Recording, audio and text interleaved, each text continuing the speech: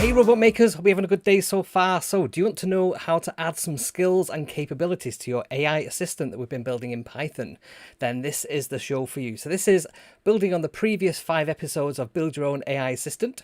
So let's dive straight in. My name is Kevin. Come with me as we build robots, bring them to life with code, and have a whole load of fun along the way. Okay, let's get over to it. And normally at this point I'm going to show you like what we're going to go over, but I just want to show you how cool this is before we even get started. So let me just grab hold of my browser. Let's go over to me for a second and I shall show you some of the cool things that this can do. So it can tell jokes. We've seen this before. Basically everything I say is currently transcribing. So I'm just going to bring this up on the screen, and what I'm going to do, I'm just going to get my screen a bit better so you can see it, and let's scroll there.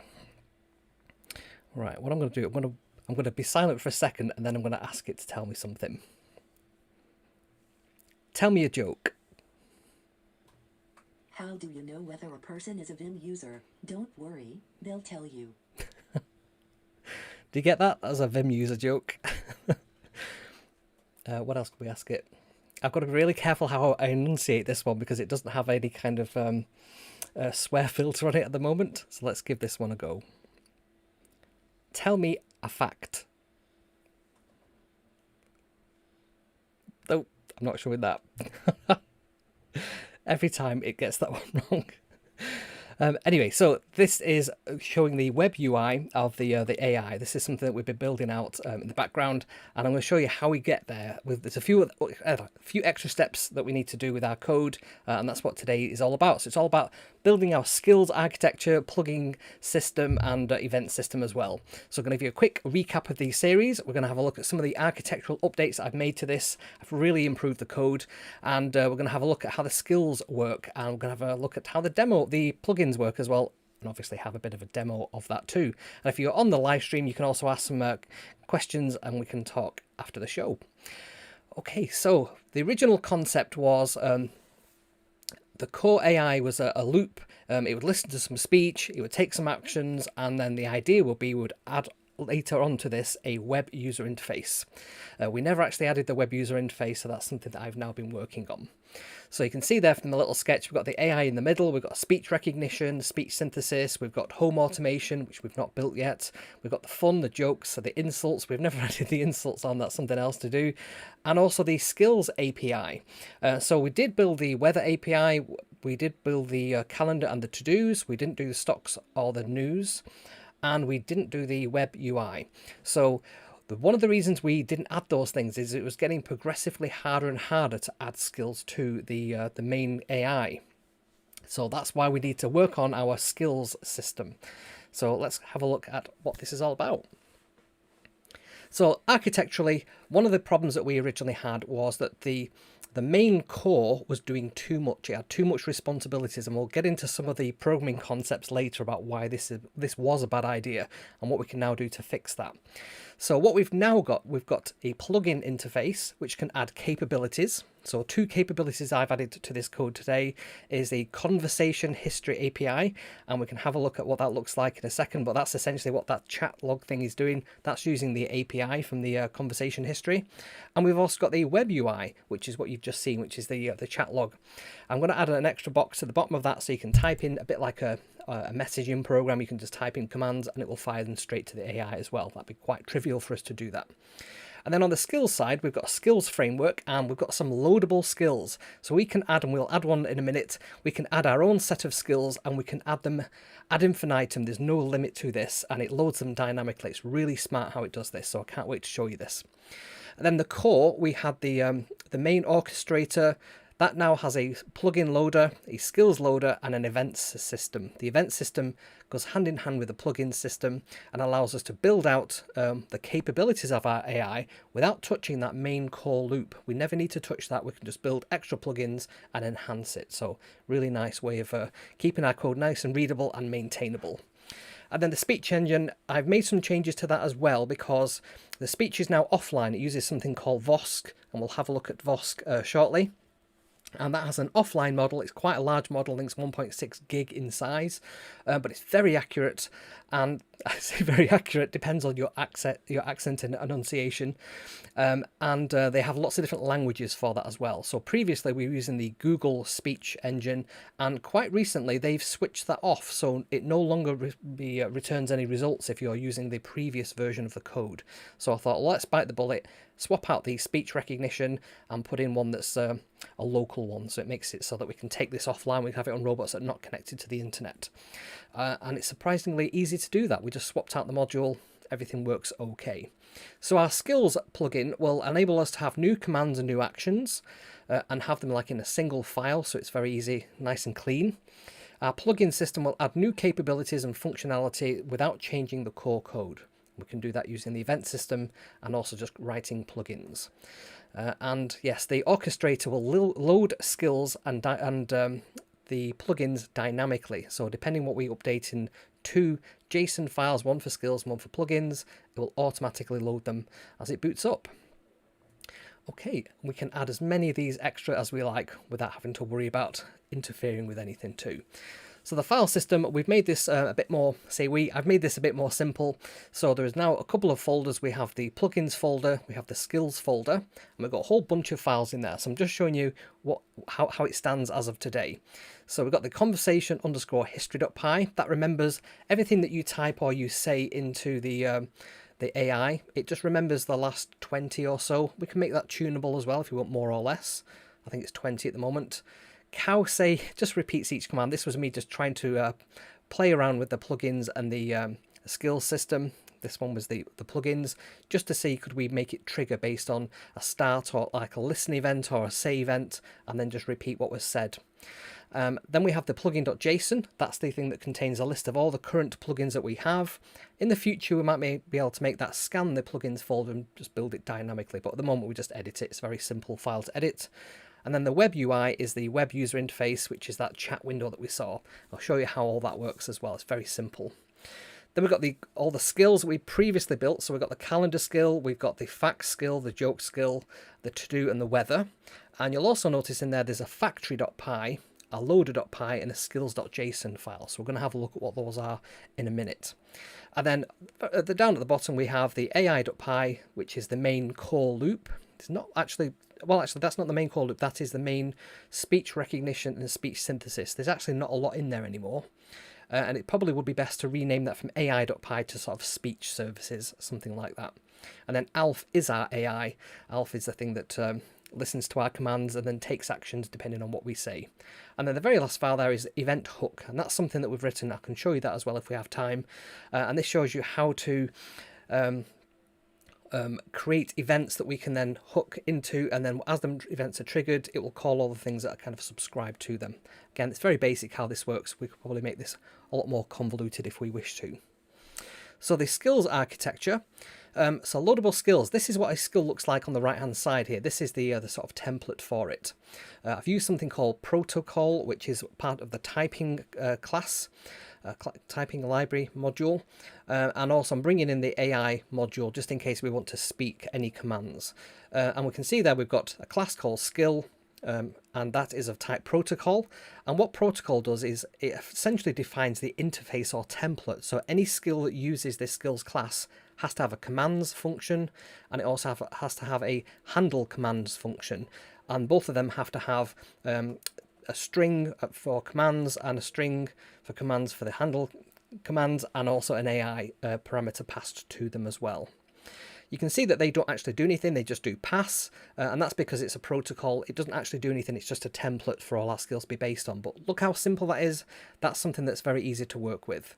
So we can simply add new skills by building out the commands list. So we're simply going to return a list of commands that this particular skill responds to, or phrases, and we can then just build out the functionality in that handle command, and that could call other functions if we need to. I've certainly do that in some of the other skills that are a bit more complicated, but that's the thing, that's the sort of controller that manages handling commands.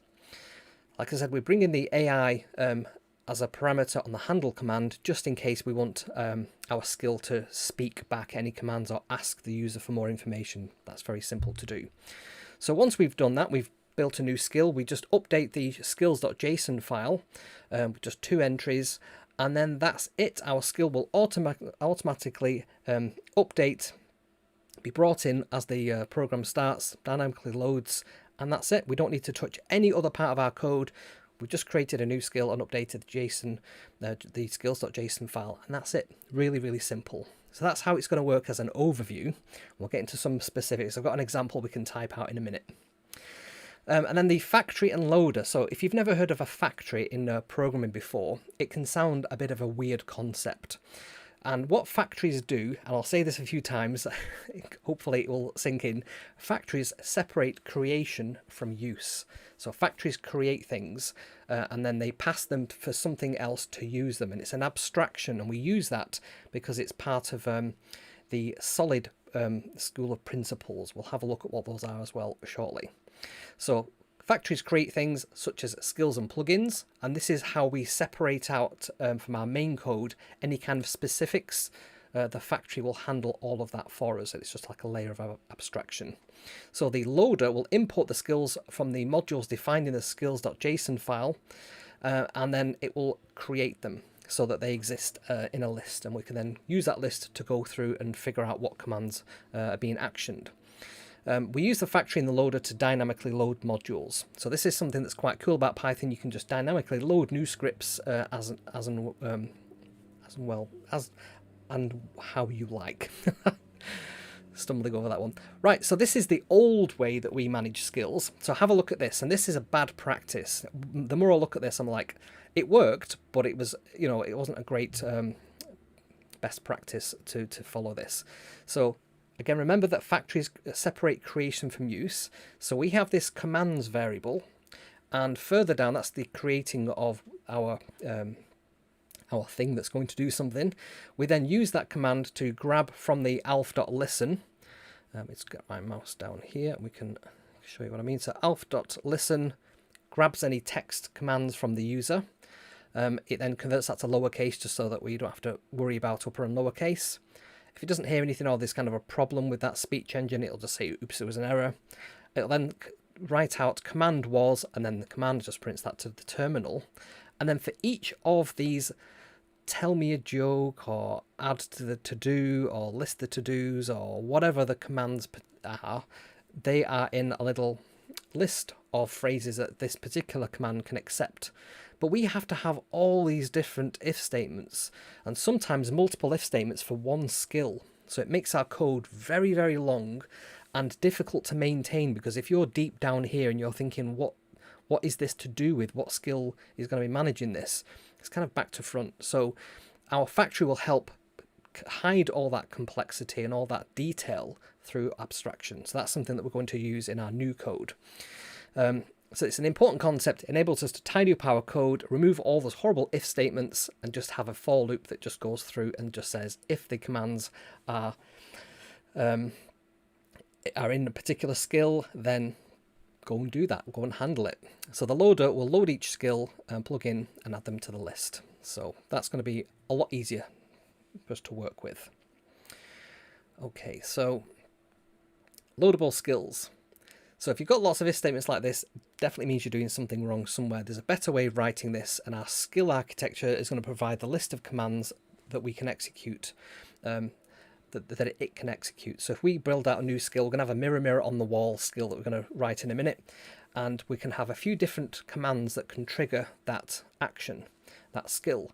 And we can hide all that inside the skill itself, and we can have a loop that we'll have a look at in a second that will just go through those list of skills and just say, can you handle this phrase? Can you handle this phrase? Through each of the skills that are registered with it. And if they can, they will handle it. And if multiple skills handle the same phrase, then so be it. So this is how this will look. This is the better way. That's so much easier to look at than all those millions of if statements. So if you've got those lots of if statements, it means you're doing it wrong. This is the better way. And what we've got here is a for loop that says for skill in skills. Skills is our list of the skills that we've loaded from our loader. We'll have a look at the full code in a minute as well. And then if the command that we've just said is in that skills.skills command, so this is each of the skills in the skills list, then handle it and pass in the alf AI just in case that skill needs to speak back to the user, for example. But that's it. That's the main thing for handling skills. So much easier, cleaner, doesn't have any details, doesn't have to worry about the specifics of each skill. It takes all that and abstracts it away, and we have the details in the actual Py files in the skills folder. Okay. So factory has three simple functions. It has a register function, an unregister function, and a creation function. So again, we can see we're bringing in a couple of things here. We're bringing in that skill from the skills template that we looked at earlier that just has those other three functions. There's two functions, in fact. It has the commands and the handle command, which is nice and simple. And what we do on here, we're going to have this skills creation functions. It's a dictionary of strings and callables. If you've not seen callable before, this is a way that we can define that one of the parameters isn't just a regular variable, it's actually a function that can be called. And then this ... means we don't know what this will be, but we just want a placeholder there, and then we know that that's going to be a skill. It's a little bit of an ugly way of doing this, but this is the way that we do it. And we set that to be equal to just an empty list to begin with. So the register function, that will take a skill name, which is a string. It will take the creation function, which is a callable, and that will be of type skill. So we will pass this when we're registering one of our skills with the factory. We can pass in what the skill's name is and the actual function to create it. And then we just simply print out registered and then the skill name. Unregister basically just pops the skill name off the stack, which is nice and simple. And then create is the thing. Remember what I said, that factories separate creation from use. This is the factory. It's going to create that skill. And there's a bit of jiggery pokery that goes on here, in that what it does is it takes the arguments, which is a dictionary of strings, and we don't know what they will be. And it then copies those arguments. It pops off the name of the skill. And what we're left with then, if there's any arguments, is those arguments. And when I say arguments, it's the parameters that we pass. So in this example, this is arguments is an argument. What we then do is we then try and create by calling the creation function for that particular skill. That should create a new variable for us. We pass that back and any arguments that needs. Otherwise, we just raise an error and just say unknown skill type, and then we return. So if you've never seen this kind of thing before, we'll have a play with this in a minute, and I'll show you what I mean by how we can create variables that are functions as well. Okay, so that's the first thing. The next thing is the loader, and the loader simply has three parts to it as well. So we have the plugin interface. We're going to have a static method because it's part of a class. It doesn't actually change the class in any way, but it has to have one of these, a bit like the protocol thing we did before. And it's just going to initialize whatever the plugin has. So each plugin has to have an initialize, or each skill has to have an initialize function, and that's the thing that it sets up all its own variables, whatever it has to do, connect to a web service, whatever. That's how it gets created. We then import the module, and import lib is brought in. Import lib means that we can import libraries dynamically. So this is the thing that makes that actually happen.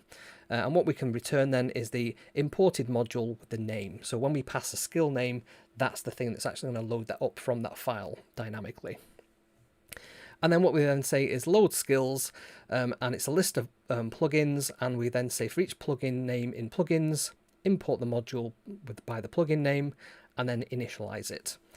And that's it. That's all we need to do for each particular skill. And it works the same way for skills or plugins. I've basically just copied the same template. So we've got two JSON files in this. We've got one for skills and one for plugins. Remember, skills is the actions and the commands, whereas plugins is to enhance the capability of our AI. So each skill has a each skill module name needs to be added to the plugin section. And this is a bit where I probably complicated things by calling this a plugin here that's inside the skill thing. Don't worry about it. All we need to make sure is we have the name of the path to the module. So skills.weather is in the skills folder. There's a weather.py in the skills folder, and that's what the dot does. And then further down we have a skills section, and then for each skill we just have a name. And so this is like a key value pair, and the value is the name of the skill that we're bringing it in. So I'll show you this in action. It's probably easier to show you than tell you, but I just wanted to sort of lay out this is how these things work. Okay, so if you like what I do, please make sure you subscribe to this channel if you've not done that already. Over half the people who watch this don't actually subscribe, so don't be one of those. Subscribe so that you get more of this content. Helps me grow the channel as well. Make sure you give this video a like and leave me a comment as well. If you've been following the previous series, I'd really be interested to know if you've been following along and what you'd like to see next as well. Okay, so there is also a new video every single Sunday. I go live every single Sunday at 7 o'clock UK local time. So it's currently GMT +1. So if you want to see me live and have a chat, then that's how you can do that. Okay, so I mentioned before about some programming principles. So this is probably quite an old set of principles now, but they're called SOLID.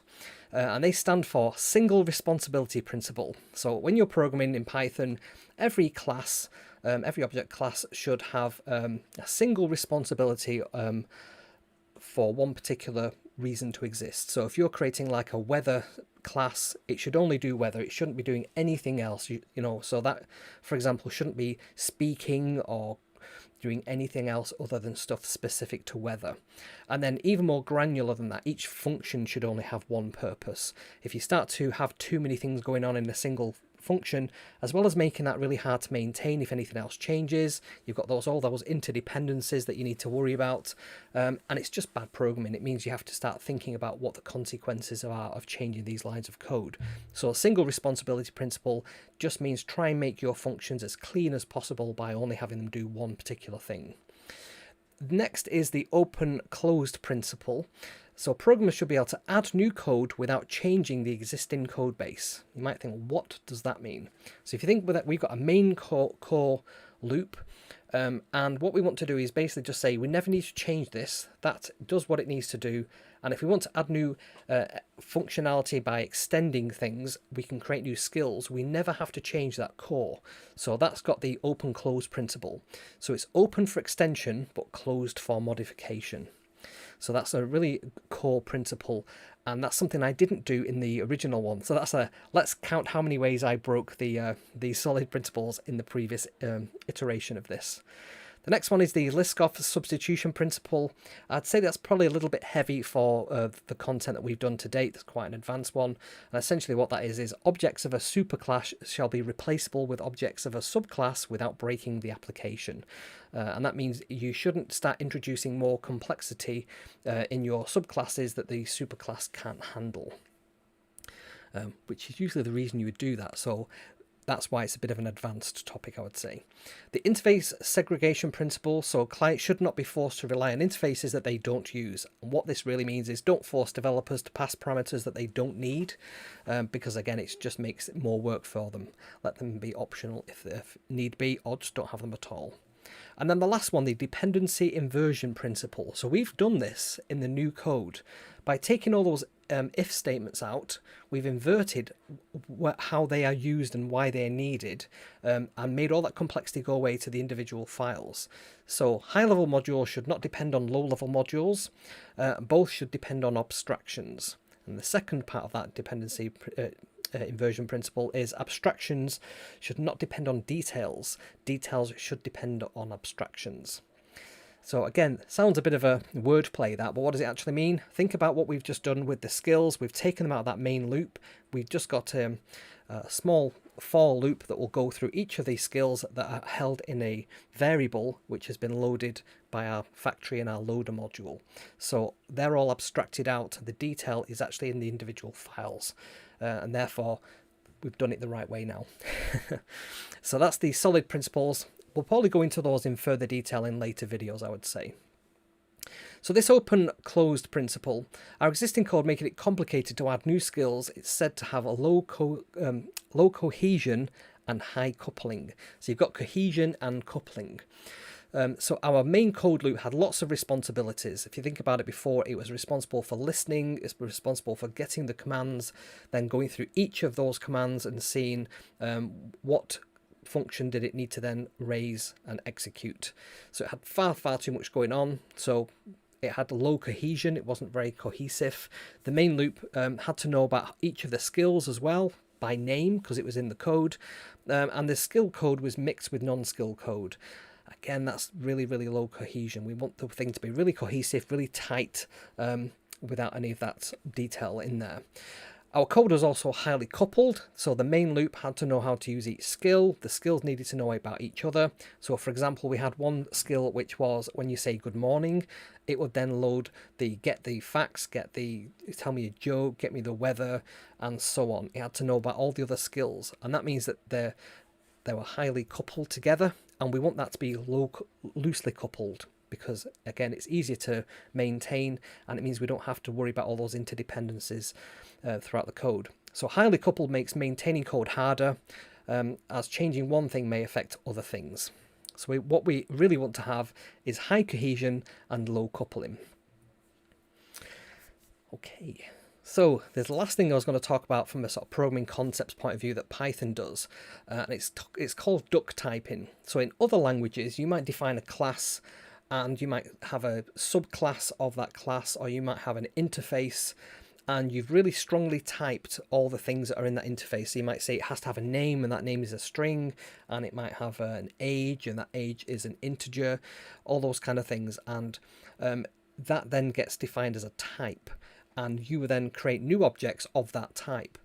And now those things have to have those things. If they're an interface, they have to have the name and the age and so on. And that can be great for making sure your code doesn't have any bugs in it, but it also means that it takes a lot longer to code that kind of stuff, because you won't be able to run your code unless all those things are fixed, basically. Python is a lot more lax and easy with these kind of things. It's not a very strongly typed language at all. So it has two techniques for approaching this. It has abstract base classes, so you can actually do an import ABC, which is abstract base class, and there's a whole different bunch of functions that you can then add to your code to make something an abstract base class, and that's where we define things like templates for our code.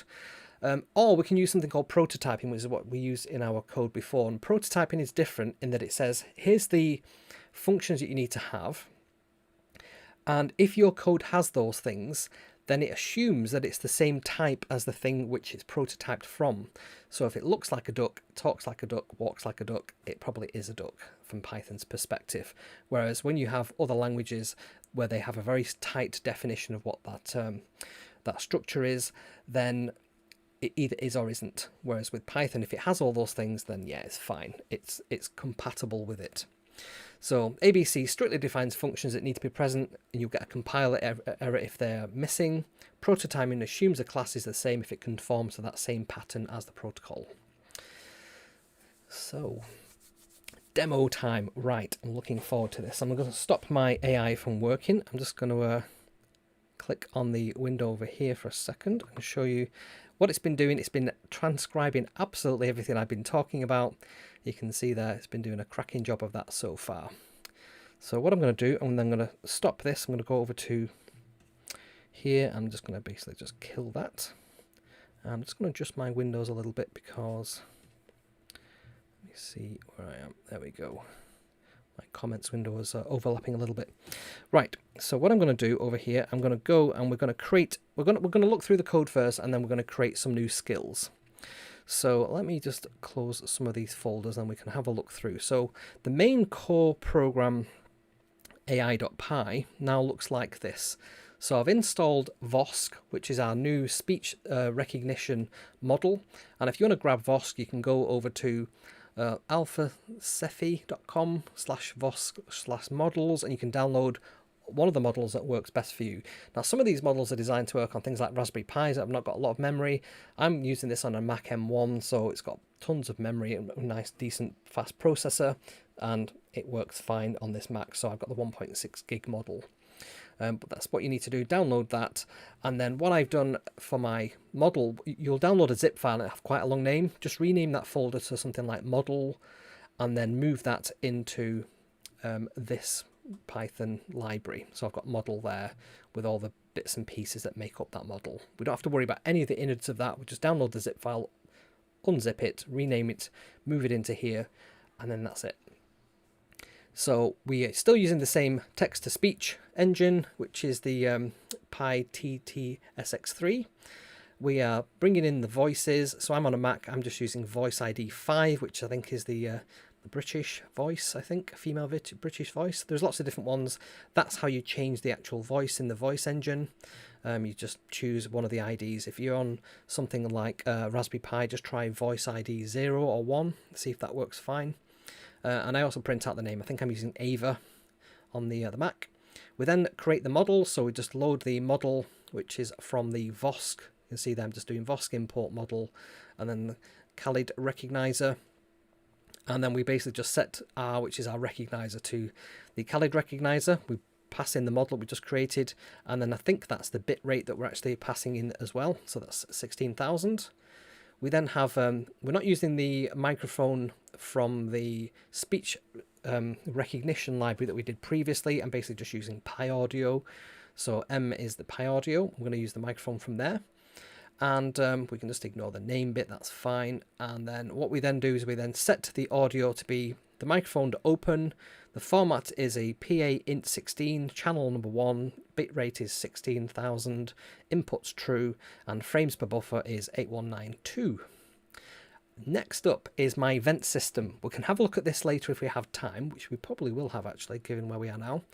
And what I've done is I've set up 4 different hooks. So one's called before speaking, one's called after speaking, one's called before listening, and one's called after listening. And the reason I've created these hooks is we might want to build a plugin later on that says before the AI speaks, I want you to do something. So you can basically just register with this event hook and then register the function you want to run. And then when this event is fired, when it's triggered, it will then look through all the things that are subscribed to it and execute them first. So that's what this event system does. And currently just 4 hooks in the AI module. And then I think that's pretty much the same as we had before. So we have a little function for setting the name, and it just says the name. We have one for saying sentences. So we print the sentence. We've got the before speaking trigger there, and there's the sentence that we pass through as well. We have the engine.say the sentence, and then we run and wait for it to finish speaking, and then after speaking we've got another trigger as well. On the listening one, obviously we can't trigger and have the sentence before we've heard it, but we set the phrase to nothing, and then this is the Pi Audio thing for listening. So we accept waveform, self-to-audio read 4096, which is the number of bits or bytes that we're going to pass through, and then exception on overflow equals false, and this just stops it from crashing. And then before listen trigger, we then wait for the result to come through. That's the bit that does the actual active listening of audio. And then what I've done on here, I've noticed in this environment I'm in now, I've got 2 fans that are running very, very quietly, but they seem to create spurious noise sound inputs, and it keeps saying the word the. It seems to think whenever it hears spurious background sounds, it passes the word the. So this remove prefix the gets rid of that and stops that from happening. So you can comment that out if you find that's not a problem. I tried different models. I believe the .21 model doesn't have as hard a time as the .22, but the .22 model is the newer one. I think 22 stands for the year, but I'm not 100% sure. And then if we have a phrase, if that isn't empty, then we can say after listening, trigger the phrase, and then return what that phrase is. So that is our AI listening speech services.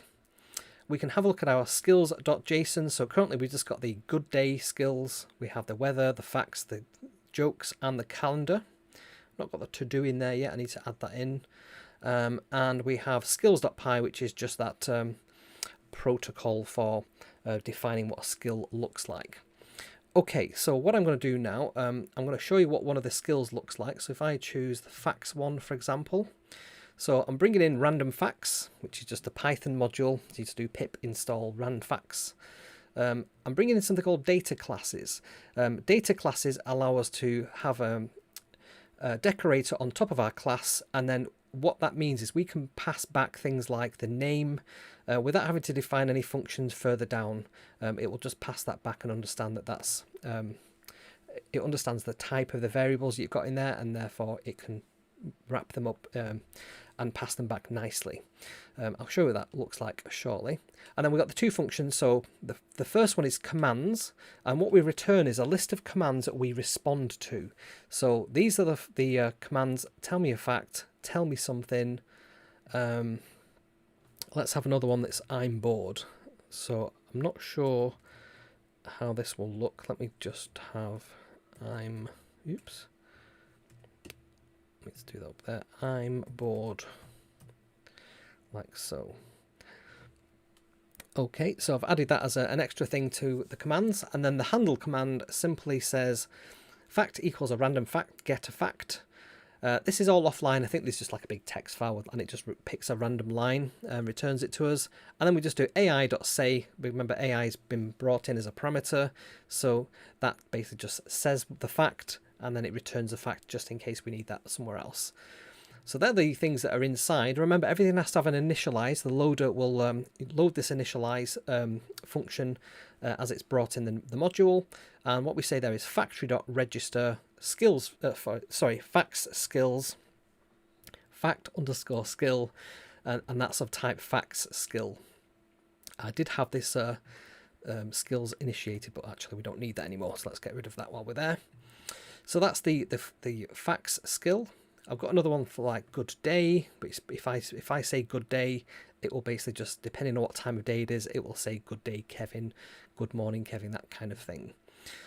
The jokes one is similar to the PyFacts. There's a Python library that's called PyJokes. It will just randomly get a joke from a joke list. They're not great jokes, but you know, it's funny. And then similarly, it's the same template again for our skills. So let's create a new skill, which is going to be the mirror on the wall skill. So let's just do a new file in here. Let's call this one mirror.py. I've got my code here just to make sure I type it correctly.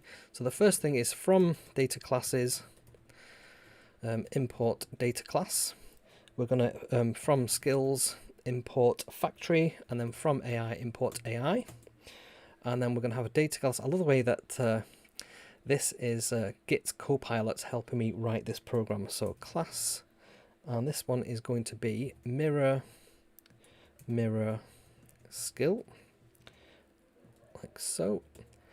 And we're going to have a name which is mirror skill, like so. That's all lowercase, yep. And then we need to have just equals in there. And then we need to have two functions. So we need to have commands, and let's have mirror on the wall, or mirror on the wall, mirror on the wall. That's not right. I'm sure it's like who's the fairest of them all, something like that. Mirror on the wall, and then if I get rid of that, there we go, who's the fairest of them all. Perfect. Okay, and then the next one is the handle commands, and what we're going to do here is we're going to say message equals you are the most beautiful person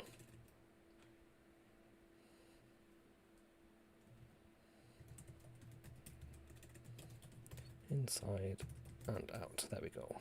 Perfect. And then ai.say message, and then we're just going to return that message as well.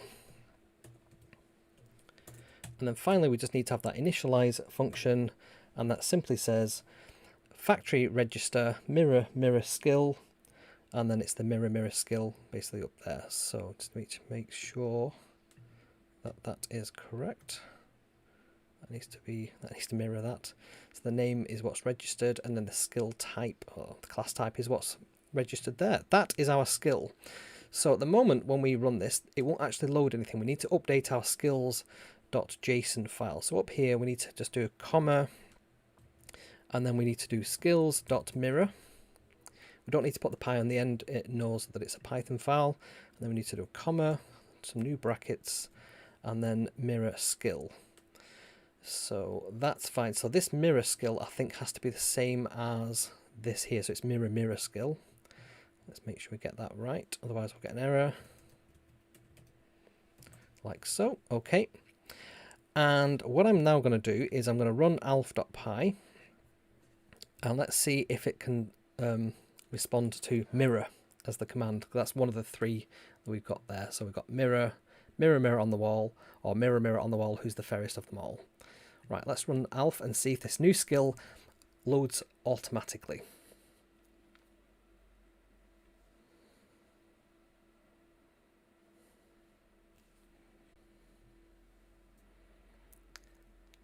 Ready? Hello. Mirror. Mirror. You are the most beautiful person, inside and out. Mirror, mirror on the wall. Mirror, mirror on the wall. Mirror, mirror on the wall. We're getting that the in front of it again, so it must be going the, and that's to do with the fan. Mirror, mirror on the wall.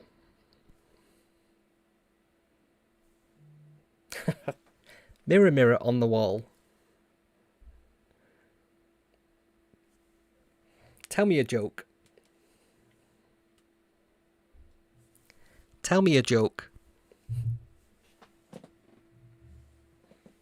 Just checking my microphone there to see if I could get it to do that. And again, that's to do with the background sound. I think we need to sort of tweak that somehow. So what I'm going to do now, I'm going to go back to the code and we're going to have a look at some of the bits and pieces. So let me just go back to me there. In fact, what I'm going to do, I'm going to stop that from running. There we go. And what I'm going to show you now is the new web interface that we've got going on. So let me find that. So that's part of the plugin. So there's a skill. No, there's no skill on that. It's purely a plugin. So let's go and find that. So first of all, we've got one that's called Conversation History. So Conversation History is a plugin.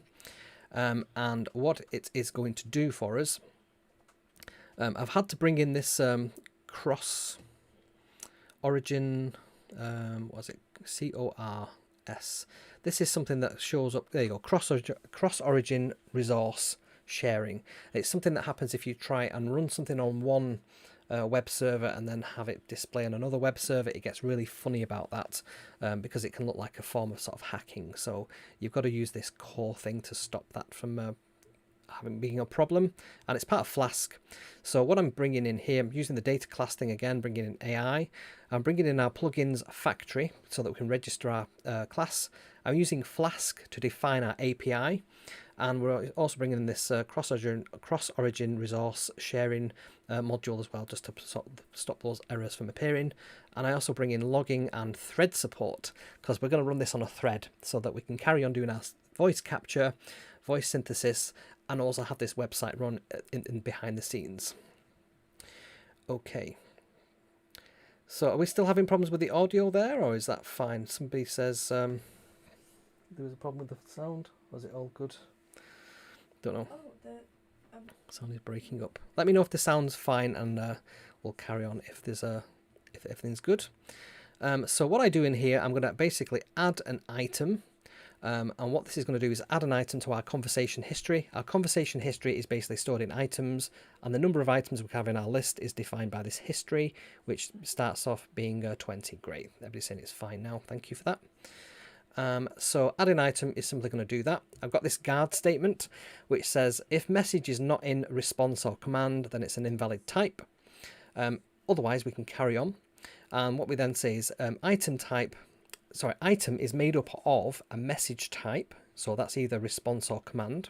So a response is when it says something to us, a command is something we say to it. The message is whatever the text is, and then we also have the timestamp of when that message arrived. We then append that to our items list, and then if we get to our history, we just pop the first one off so that we've got this sort of rolling window of 20 items in our list. So that's a nice, simple way to maintain our list. Excuse me, get items simply returns the list of the conversation history. And there's also get items by type, so you can specify whether you want it to be, just give me all the commands, just give me all the responses, and so on. And then we've also got one there, what is the length of the conversation history, and that just returns the length, the number of items that are in the list. So underscore, or they call that dunder length, dunder will return that. And then this is the plugin itself. So this conforms to our plugin template, which is very similar to the skills one. We have to have the commands that can be used. We have basically just a register function, I think, on there. So what we've got on here is we're going to add a command, we're going to add a response, we're going to get the history, we can start the Flask thread. So this is the bit that actually does the work for making the web server appear. And normally you would wrap on here, you would just do like an app root and then provide the little URL that you want this to respond to, but because this is running within a class, you have to do this add rule. So /API is the URL I want this to respond to. I want this to run on port 2222, and this is called conversation history. And what it's going to do is it's going to get that history, which is all the commands that we've said, and it's going to return them in JSON format. So that's what's going to happen there. I'm just going to see if there's anything in there that was worth calling out as well. We've also got a start and a stop. So one which starts the server, which basically just says start it on a new thread. And then we've got one that stops the server, and what that does there, this flash.join, the .join is the part of the threading system, and that will join the thread back to the original thread, and therefore make the thread disappear. And we need that because basically if we fire off a web server thread, have our main code do something, when we quit, that thread might still be running, so we need to make sure we quit it properly. And then the register basically just brings in the AI as an internal variable that it can reference. We've got the after speaking add response, so every time we've said something, after that's finished, we've finished speaking, we want to tag onto the event hook that's called after speaking, and we want the add response, which is basically going to add our response to our conversation history. We want that to fire, and then after listening we want to add command. So after it's heard us say something, we want it to add that to our list as well, but as a command. When we start, we want to register our start function to that start event, and similar with the stop event, we want to register against that. So whenever the AI starts or stops, we want these various different pieces of code to fire. And then we just have that initialize function like we have with the skills, and that simply just registers this whole code with the plugin system. So what that's going to do, if I run our AI again, so let's go back to Alf, and I click run, and I wait for it to say hello. That's, we know that it's everything's good and it's up and running. So is this the part where the audio goes funny? Let me know, because it might be that I'm doing two outputs at the same time. Hello. So can you still hear me okay? I'm just going to say a few things just so that it's got some things to put in the conversation history. And let's now go over to our API. So if I go to 000 port 22/API and I hit respond, you can see there that we've got a message. The first one is hello, and that's of type response because it said it to us. And then the next one, which is a command, is hello, okay, I'm going to listen to a few things, just so that it's got some things to put in the conversation history, and that's of type command.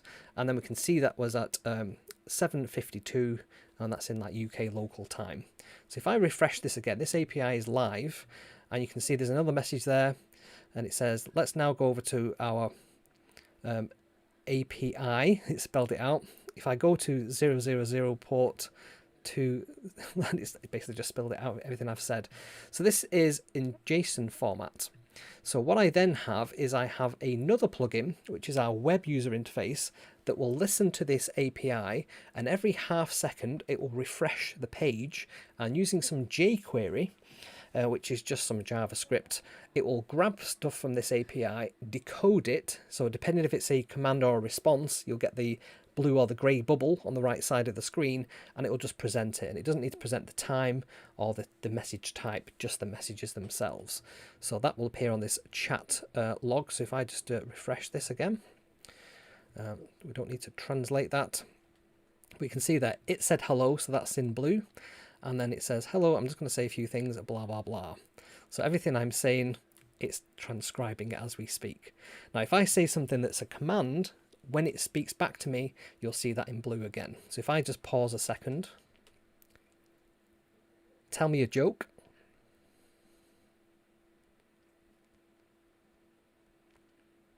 Tell me a joke. Why do sin and tan work? Just cause. There you go. Why does sin and tan work? Just cause. So what I'm going to do now, I'm going to stop that. Well, actually, I can go into the inspect page, and I can show you the actual piece of code that does the work. So if I go down here, so the script here, we have a little piece of code here that says interval ID is basically 500, and we're going to do the do Ajax command.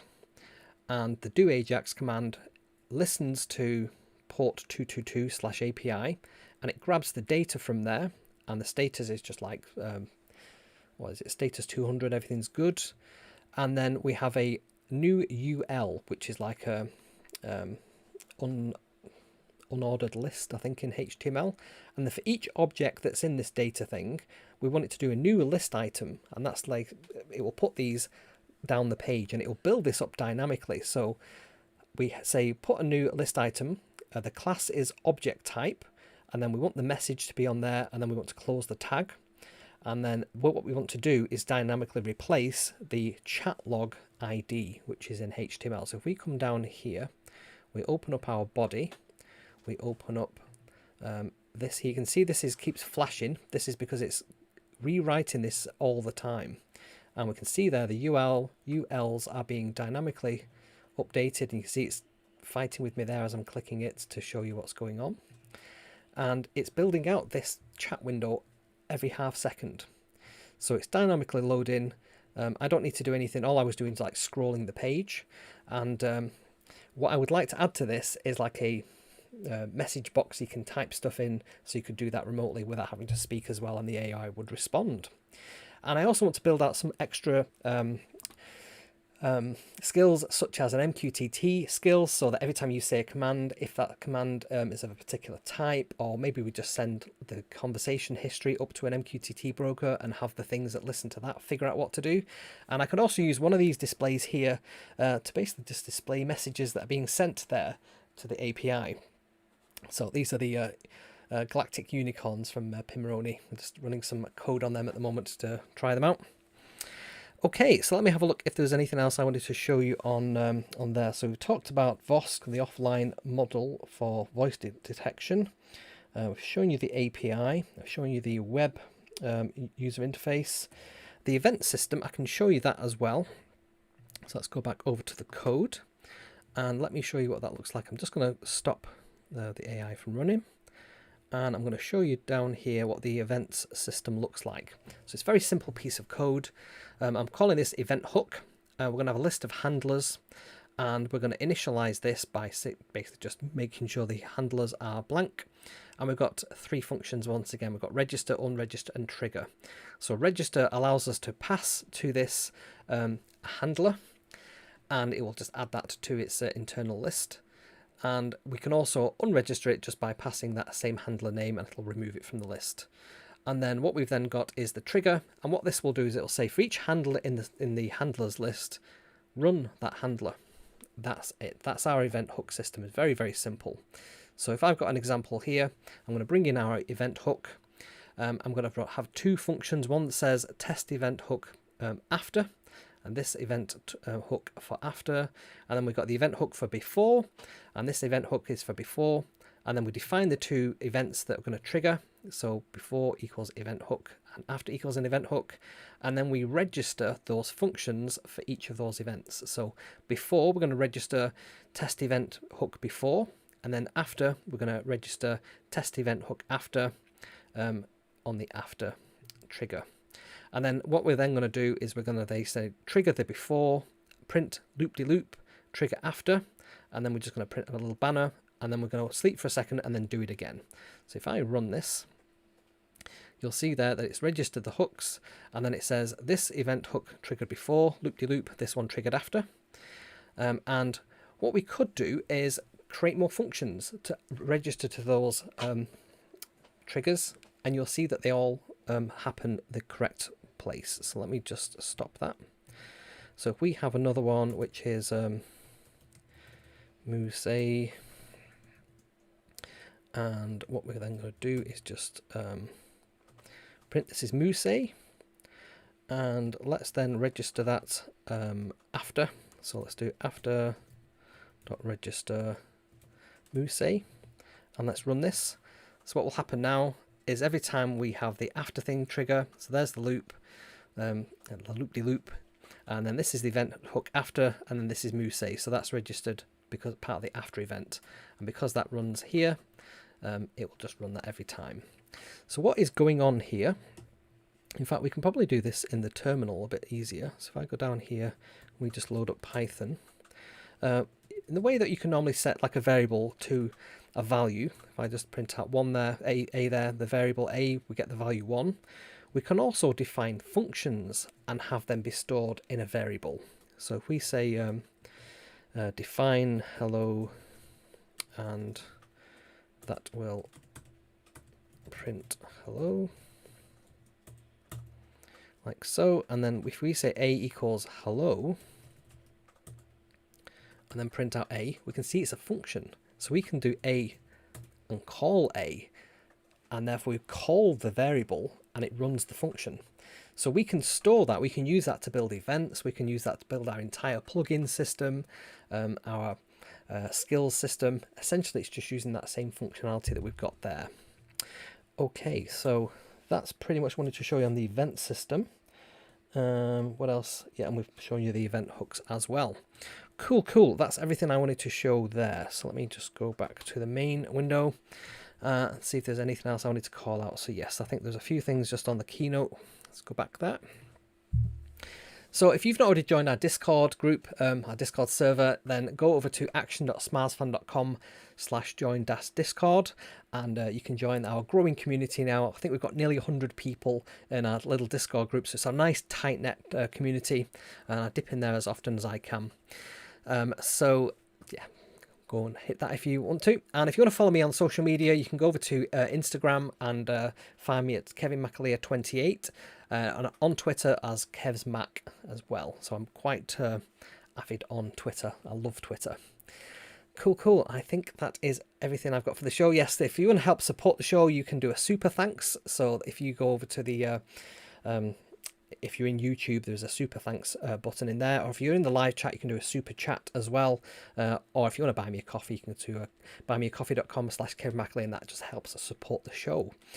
You can also join the YouTube membership program using that little join button down there, and I think it's from about £3 a month, something like that. So again, the price of a coffee really helps out the show, helps me in keep me in picos and whatnot. I managed to get hold of some picos.